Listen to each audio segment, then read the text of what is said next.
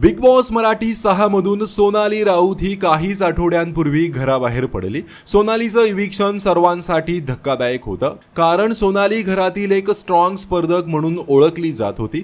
घराबाहेर पडण्याच्या आठवड्याभरापूर्वीच सोनालीला सूत्रसंचालक रितेश देशमुखने चांगलंच सुनावलं होतं आणि त्यानंतर आता घराबाहेर आल्यावर सोनालीने रितेशबद्दल तिचं निरीक्षण नोंदवलं आहे। सोबतच रितेशमुळे मला खूप त्रास झाला असा खुलासाही सोनालीने केला आहे। सोनाली म्हणाली, रितेश देशमुख जे आमच्या शोचे होस्ट आहेत त्यांच्याकडूनही त्या गोष्टीसाठी खूप ओव्हर रिॲक्शन मला मिळालं होतं।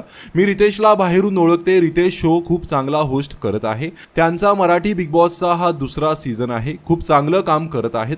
पण मला वाटतं त्यांच्याकडून मला जी प्रतिक्रिया मिळाली ती खूपच जास्त होती, एवढं करायची गरज नव्हती। घराच्या आत घडलेल्या खूप साऱ्या गोष्टी आहेत ज्या त्यांनाही माहीत नसतात, त्या गोष्टी मी त्यांना नक्कीच सांगेन, पण मी दुखावले गेले आणि याचाच परिणाम माझ्या संपूर्ण गेमवर झाला।